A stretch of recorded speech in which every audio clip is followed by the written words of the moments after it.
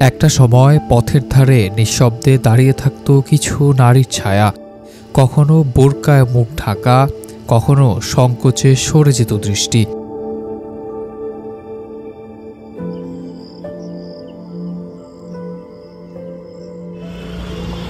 আজ সেই দৃশ্য পাল্টে গিয়েছে। এখন শহরের বুকে ছড়িয়ে আছে রঙিন কার্ডের ফাঁদ।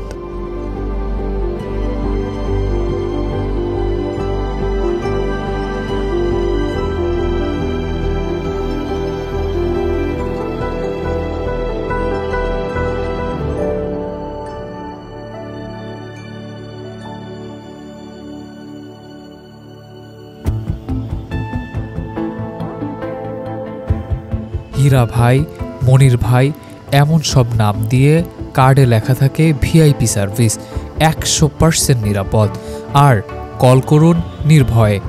কার্ডে কোনো ঠিকানা নেই কোনো প্রতিষ্ঠান, শুধু একটি নম্বর আর এক অদৃশ্য চোরাবালির পথ। ঢাকার ফার্মগেট, আগারগাঁ, মিরপুর সহ অনেক জায়গায় ফুটওভার ব্রিজে হাজার হাজার মানুষ চলাচল করে প্রতিদিন, আর সেই পথের পাশে পড়ে থাকে এসব কার্ড, স্পষ্ট ভাষায় যৌন সেবা বিক্রির আহ্বান।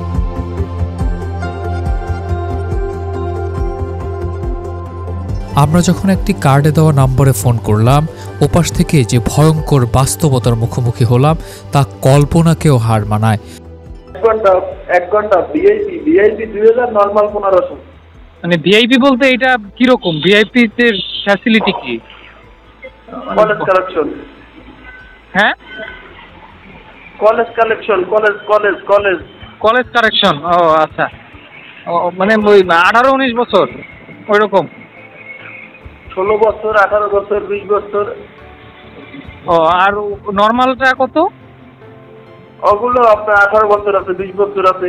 ভাই আপনি আসেন, আইসে চয়েস করে নেন, বুঝছেন ভাই? মানে দেখা যাবে, আসলে দেখা যাবে? হ্যাঁ, দেখা যাবে না কেন? দেখে পছন্দ করে নিতে পারবো? হ্যাঁ, আপনার যেটা চয়েস হবে ভাই। আপনার যদি চয়েসই না কাটে তাহলে আপনি এনজয় করবেন কিভাবে? আসবেন এনজয় করার জন্য, আপনার যদি চয়েসই না হয় তাহলে কিভাবে কি করবেন? বলা হলো স্কুল কলেজ পড়ুয়া মেয়েরাও এই সার্ভিসে আছে। অল্প কিছু টাকার বিনিময়ে বিনা আইনি ঝামেলায় সবকিছু হাতের মুঠোয়। প্রশ্ন জাগে, এই শহরের আইন কোথায়? সমাজের রক্ষকরা কোথায়?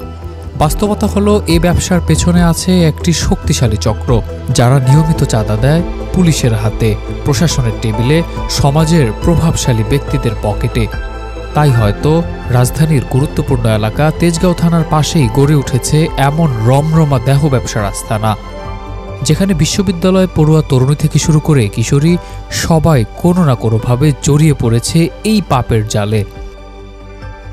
কোন দিকে যাচ্ছে এই পরিবর্তন, এই নীরব বিপ্লব, এই কার্ডের জগৎ, এই প্রস্টিটিউশন কি আমাদের ভবিষ্যৎ প্রজন্মকে গিলে ফেলছে না?